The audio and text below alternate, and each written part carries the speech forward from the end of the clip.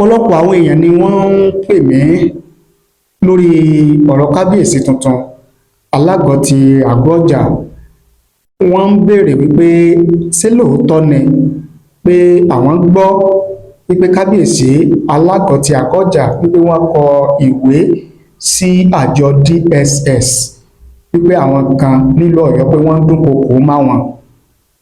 Wọ́n á ní kẹ́ni yẹn kó fún mi ní sùúrù kó jẹ́ kí n ṣèwádìí, ṣùgbọ́n nínú gbogbo ìwádìí mi tí mo ṣe kí n tó dẹ́ni yẹn lóhùn padà bí around 9 a.m.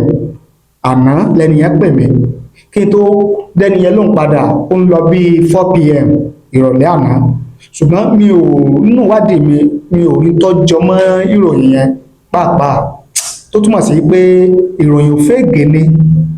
Ibi yòówù kí ẹni yẹn ti rí tàbí kó ti gbọ́ tàbí kó ti kà á, ìròyìn òfégè ni. Mo wá ní kẹ́ni yẹn kó sọ ibi tó ti rí, ibi tó ti gbọ́, ibi tó ti kà á. ẹni yẹn náà post ẹ̀ sáwọn náà kọ́ bí write up bí átíkù pé ni wọ́n kọ́. So ó ń túmọ̀ sí pé ìròyìn òfégè, ìròyìn àtinúdá, àjókòó kọ lásán inú ìròyìn bẹ́ẹ̀. Inú ìwádìí táwa ṣe níléeṣẹ́ tí wá ń bí o, kò sí ìtọ́jẹmọ́ ròyìn yẹn, so pé bóyá pé kábíyèsí tuntun alágọ̀ ti àgọ́ ọjà pé bóyá wọ́n kọ ìwé ẹ̀sùn sí àjọ DSS pé bóyá àwọn kan ń dúnkookò máwọn nílùú Ọ̀yọ́, àwọn àgbọ̀ rárá, kò sì rí bẹ́ẹ̀ gan.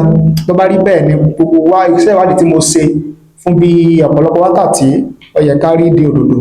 Ṣùgbọ́n tí mo wà lórí ìkànnì yìí pé níta bá gbọ́, níta bá rí tó fìdí múlẹ̀ tí ẹ̀rí wà fún, tá a lè fi gbé ọ̀rọ̀ wa lẹ́sẹ̀ la máa ń mú wá fún yín.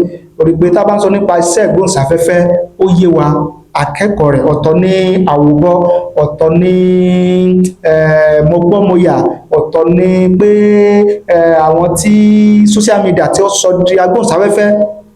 Ṣùgbọ́n iléeṣẹ́ wa ń bí akọ́ṣẹ́mọṣẹ́ ni a mọ òfin ìlànà tó gbé iṣẹ́ ìgbóhùnsáfẹ́fẹ́ tó gbé dúró. Àwa nítorí pé social media dé kí a wá yẹ̀bá kúrò nínú professionalism. Ìrọ̀lẹ́ níléeṣẹ́ wa ń bí o, níta bá gbọ́, níta bá rí tó fìdí múlẹ̀ tẹ́rì wà fún, iná ni a máa mú wá fún yín, iná láti máa mú wá fún yín lágbára àdẹ́dá. Ìyẹn àwọn ìròyìn tí ó tẹ̀ wá lọ́wọ́ tí a ní ká mú wá fún yín gẹ́gẹ́ bí ìṣe wa. Òun náà ni ìròyìn tó gbòde pé Túnjí Dìísù ó ti di adelé ọ̀gá ọlọ́pàá pátápátá lórílẹ̀‐èdè Nàìjíríà lẹ́yìn tí Káyọ̀dé Ẹgbẹ́tókun kọ̀wé fipò sílẹ̀. Àwọn kan kọ wípé Káyọ̀dé Ẹgbẹ́tókun ló kọ̀wé fipò lẹ̀ fúnra rẹ̀. Àwọn kan ní àsìkò ìfẹ̀yìntì Káyọ̀dé Ẹgbẹ́tókun pé ló ti tó. Àwọn kan ní ààrẹ orílẹ̀‐èdè Nàìjíríà ló dá dúró. Ṣé pé mẹ́ta ni? So oríṣiríṣi ni à ń gbọ́ nípa Káyọ̀dé Ẹgbẹ́tókun, ṣùgbọ́n eléyìí tí ó fìdí múlẹ̀ lọ́wọ́lọ́wọ́ báyìí òun ni wípé Túnjí Dìísù òun ni adelé ọ̀gá ọlọ́pàá pátápátá lórílẹ̀‐èdè Nàìjíríà lásìkò tá a wà yìí. Tí ìròyìn sì gbé gẹ́gẹ́ bí ìròyìn bó ṣe tẹ̀ wá lọ́wọ́, wọ́n ní Túnjí Dìísù ti di adelé ọ̀gá ọlọ́pàá pátápátá lórílẹ̀‐èdè Nàìjíríà lẹ́yìn tí Káyọ̀dé Ẹgbẹ́tókun kọ̀wé fi ipò sílẹ̀.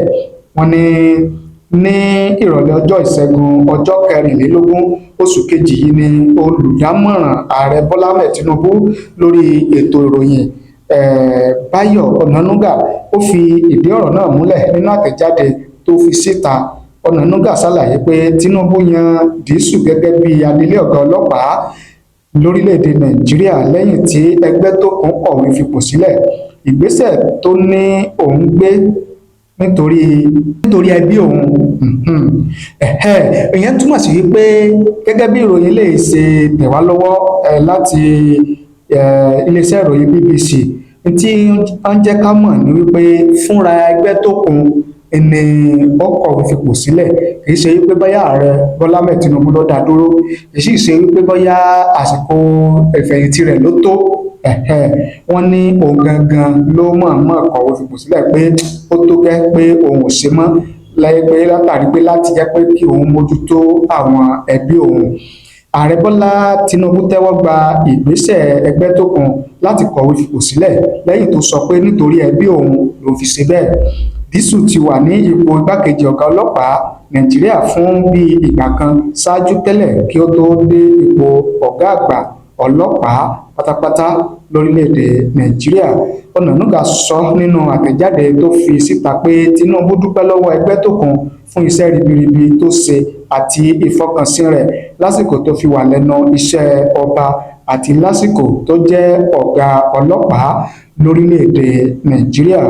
Lóṣù kẹfà ọdún 2023 ni Tinubu yan Ẹgbẹ́tókun sípò, ó sì yẹ kó kúrò nípò náà lóṣù kẹfà ọdún 2027 gẹ́gẹ́ bí àtúnṣe òfin iléeṣẹ́ ọlọ́pàá lórílẹ̀‐èdè Nàìjíríà. Àmọ́ pẹ̀lú bí ètò ààbò ṣe rí lọ́wọ́ yìí lórílẹ̀‐èdè Nàìjíríà ló mú kí Ààrẹ Bọ́lá Tinubu buwọ́lu ìyànsípò Túnjí Dìsù gẹ́gẹ́ bí adelé ọ̀gá ọlọ́pàá tuntun lẹ́sẹ̀kẹsẹ̀. Tinubu gbàgbọ́ wípé Dìsù jẹ́ akọ́ṣẹ́mọṣẹ́ ó sì ní ìrírí láti darí iléeṣẹ́ ọlọ́pàá Nàìjíríà pàápàá jùlọ lásìkò yìí tí ètò ààbò mẹ́hẹ ní orílẹ̀-èdè Nàìjíríà gẹ́gẹ́ bí àlàkalẹ̀ òfin iléeṣẹ́ ọlọ́pàá ọdún 2020. Ààrẹ Bọ́lá Ahmed Tinubu yóò ṣe pàdé pọ̀ pẹ̀lú àjọ NPC, ìyẹn àjọ tó ń rí sí ìṣàkóso iléeṣẹ́ ọlọ́pàá. Lẹ́yìn náà ni ààrẹ yóò forúkọ rẹ̀ ránṣẹ́ sílé aṣòfin àgbà l'Àbújá fún ìbuwọ́lù gẹ́gẹ́ bí láti bọ́ sórí ìtẹ́ àga ọ̀gá àgbà ọlọ́pàá lórílẹ̀‐èdè Nàìjíríà.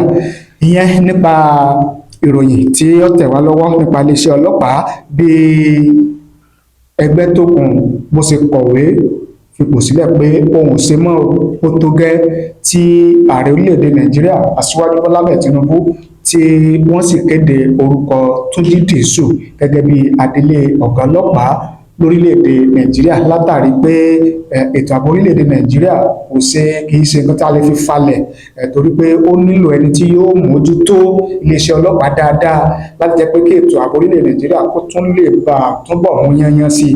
Pé ìdí nìyẹn tí ààrẹ orílẹ̀‐èdè Nàìjíríà tí wọ́n fi tètè yára buwọ́lu orúkọ Túnjí Dìsù láti délé gẹ́gẹ́ bí ọ̀gá ọlọ́pàá lórílẹ̀‐èdè Nàìjíríà ṣáájú kí ìyànsípò rẹ̀ gẹ́gẹ́ bí ọ̀gá ọlọ́pàá gangan lórílẹ̀‐èdè Nàìjíríà kó tó wáyé.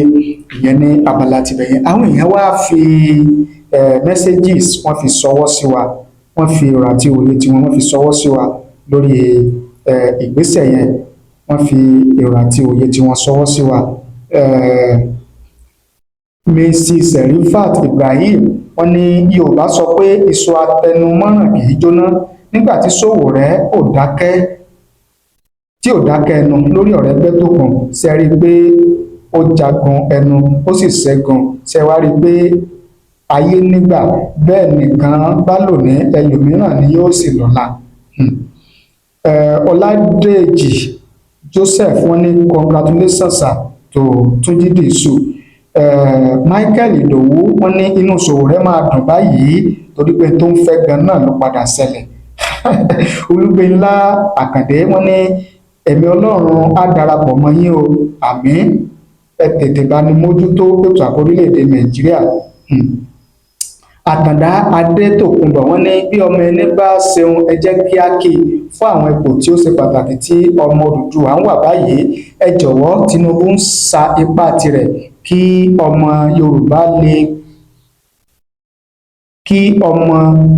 lè kó ọmọ Yorùbá lọ́wọ́ láti dókè.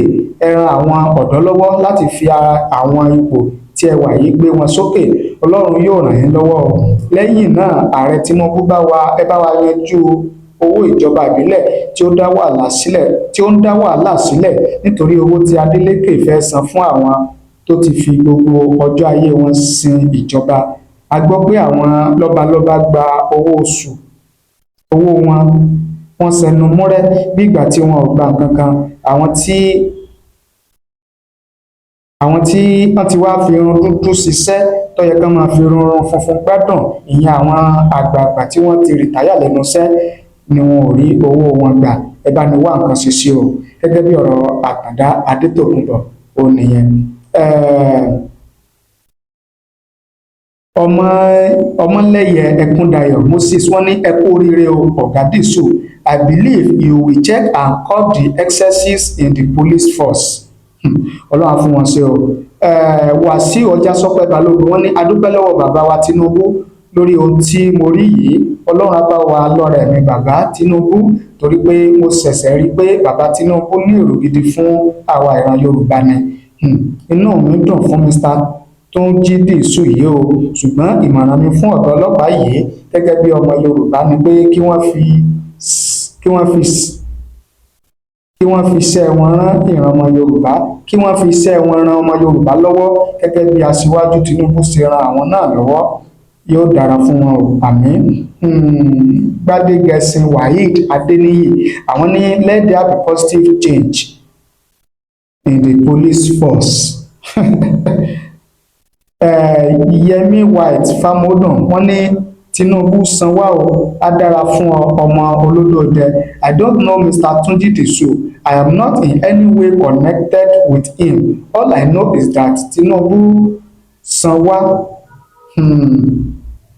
Be assured that God who take you to this post will guide and guard you in Jesus' name. I'm one of those people who will continually pray for your success. Chike na ohun tí ó bá wù anybody ló lè fi ẹnu rẹ̀ sọ. Gẹ́gẹ́ bí oríṣiríṣi èrò àti ìwòye àwọn ọmọ orílẹ̀-èdè Nàìjíríà tí wọ́n fi ṣọwọ́ sí wa lórí bí Ààrẹ Bọ́lá Ahmed Tinubu ó ṣe kéde orúkọ Túnjí Dìísù gẹ́gẹ́ bí adelé ọ̀gá ọlọ́pàá lórílẹ̀-èdè Nàìjíríà lẹ́yìn tí ẹgbẹ́ tó kan tó ti kọ̀wé fipò sílẹ̀. Kí ni èrò àti ìwòye titi yín? Ẹ fi ṣọwọ́ sí wa láàyè comment nísàlẹ̀ fídíò yìí, á kà á sì ṣe àgbéyẹ̀wò rẹ̀ gẹ́gẹ́ bí ìṣe wa. Ẹ má gbàgbé láti bá ní pín, láti bá ní share rẹ̀ kí ẹ lè máa láǹfààní láti máa wò wá, láti máa gbọ́ wá lóòrèkóòrè tá a bá ti mú tuntun wá fún yín. Ẹ bá ní tan notification bell, ìyẹn agbọ̀nrán mi létí, kí àwọn ètò wa tá a mú wá fún yín kó lè bá máa dé àrọ́wọ́tó yín. Ẹ ṣé o, àdúpẹ́ àmọ̀rírì yín. Orúkọ tèmi ò yí padà, Tajudeen Olówó Òkúrè lórúkọ tèmi. MC tó ta sọ́sìn àwọn èèyàn ń pè mí. Adùnbárìn mọ́tòsí, ìnàjú ẹkùn tí bọdẹ lẹ́rù ní gbogbo gbà. Ẹ̀ṣọ́ kò yí ni mí, kò yẹ ẹ̀ṣọ́ ilé bàbá tó bí mi lọ́mọ. Nílùú bàbá mi Kábíyèsí, Ọba Láyélúwà Muhammadu Taofeek Iyọlá Àkàndé, Mọ́rẹ́nigbádé Olúbòyí ti lo Ìkòyí. Bàbá kẹ́ẹ̀pẹ́ o, kí ẹ̀sìn ọba kó jẹ kó pẹ́, kẹ́ẹ̀dàgbàdàgbà bí àròrọ̀. Mo ń fi àsìkò yìí kí gbogbo ẹ̀yin lólùfẹ́ wa pátápátá lórílẹ̀‐èdè yìí àti ní òkè òkun tẹ́ ẹ̀ ń fẹ́ tiwa, tẹ́ ẹ̀ ń bá wa pín àwọn fọ́nrán, àwọn fídíò, àwọn programs tí àwọn wá fún yín. Ọba Elédùmarè kò ní fi ẹ̀yin náà sílẹ̀ nígbà kọ̀ọ̀kan. Àlọ́ àti bọ̀ yín yóò mọ já sí rọrùn. Mo kí gbogbo ojú tí wò mí ti ń gbọ́ mi jákèjádò orígun mẹ́rẹ̀ẹ̀rin àgbáyé. Orúkọ mi ni Ambassador Àkànfẹ́ Ìwò tí mo jẹ́ agbẹnusọ fún iléeṣẹ́ X2 Ultimate Herbal International Limited. Níléeṣẹ́ wa bí láti màmọ̀ dájú nǹkan kan tí eléyìnbó ń pè ní health is wealth, ìlera lọ́rọ̀. Kì í ṣàfẹnujẹ́ nìkan tá a bá ń gbọ́ ọ̀nì sétí, torí ogunlọ́gọ̀ àwọn èèyàn ni wọ́n ń kojú àìsàn tí a pè ní ìfúnpá gíga. Ìdí nìyí tí iléeṣẹ́ X2 Ultimate Herbal fi ṣètò oògùn ìfúnpá gíga fún ní powder àti ní olómi. Kò tán síbẹ̀, oògùn ìtọ̀ ṣúgà ó wà ní iléeṣẹ́ X2 Ultimate Herbal International Limited ní powder àti ní olómi. Òun náà lẹ̀ ń wò yìí. Oògùn ọ̀pẹ́ ẹ̀yìn wà tí a ti ṣe lọ́jọ̀ fún ẹni tó bá ń kojú ọ̀pẹ́ ẹ̀yìn torí gẹ́gẹ́ bí ìṣòro. Iléeṣẹ́ wa níbí ní oògùn ẹ̀ tó lè bá wọn tán rẹ̀ lójú ọgbọ́n. Bákan náà, ogunlọ́gọ̀ àwọn èèyàn ni wọ́n jẹ́ oníbìísí tí wọ́n ti rora wọn pín wípé Ọlọ́run ò lè ṣe, ṣùgbọ́n tó jẹ́ pé àìsàn kan sómìíràn ní nǹkan di ọmọ bíbí wọn. Ó wà ní iléeṣẹ́ X2 Herbal International Limited fún ìwòsàn fún àwọn oníbìísí. Kò tán síbẹ̀ o, a ní ọ̀pọ̀lọpọ̀ oògùn tí a ṣe létò fún ẹni tó bá jẹ́ ẹni tó bá ní ikùn gbẹ̀ndù tó jẹ́ pé ọ̀rá ti pọ̀ jù lára ẹ̀. Ó máa bá wa burn fat, a pè ní X2 burn fat fún obìnrin àti fún ọkùnrin. Bákan náà, ní iléeṣẹ́ X2 Ultimate Herbal International Limited, a ní egbòogi èyí tá a ṣe ní powder fún ẹni tó bá ń kojú àìsàn stroke. Ó wà ní iléeṣẹ́ X2 Ultimate. Tẹ́ ẹ bá lé èèyàn tó ní lẹ́gbẹ̀ẹ́, ẹ dán wò. Ìjọba lù lóǹtẹ̀ fún lílò torí pé ojú dání. Kò tó síbẹ̀ o, ogunlọ́gọ̀ àwọn èèyàn ni wọ́n máa ń fi ìlera wọn ṣeré nípa ètò ẹ̀jẹ̀ lára. Iléeṣẹ́ X2 ti ṣètò X2 blood tonic, èyí tó jẹ́ oògùn tó lè pèsè ẹ̀jẹ̀ sára. Powder ló wà, a sì tún ní olómi. Káàkiri ni wọ́n ti mọ̀ wá nílẹ̀ yìí jákèjádò àgbáyé. Kò sí onírúurú àìsàn tàbí àrùn tẹ́ lè máa kojú tí a ní oògùn rẹ̀ egbògi ẹ̀ tá a ti ṣe lẹ́jọ̀ gbọ́ mi ìjẹ́ wọ́n ti ẹ̀ ń làkàkà nípa ọgbẹ́ inú ọ̀pọ̀lọpọ̀ obìnrin ni wọ́n ń làkàkà nípa fibroid èyí tá a mọ̀ sí oyún ìju ikùn rẹ̀ bẹ́ẹ̀ lù yìí wọ́n á máa rò bóyá máa tó bí ni kò ní bí ogunlọ́gọ̀ èèyàn lọ́jà ti náwó lé lórí tí fibroid yìí wọ́n ti gbáwọn èèyàn nítorí ẹ̀ àìrìn jìnnà láìra bukẹ́ ọ̀kẹ́rẹ́ o. iléeṣẹ́ wa S2 Ultimate Herbal International Limited wà ní number 30 Olúyọ̀lé shopping complex New Garage Ìbàdàn àtẹ̀ka wa tó wà ní Assurance Royal Plaza Asolẹ̀ Ìbàdàn ẹ pè wá láti request fún èyíkéyìí product wa tẹ́ bá fẹ́ 079 0153 tàbí 0806 4000 204 diaspora number wa +353 89 49 82 845. S2 Ultimate Herbal International Limited. Health is wealth with care. God is.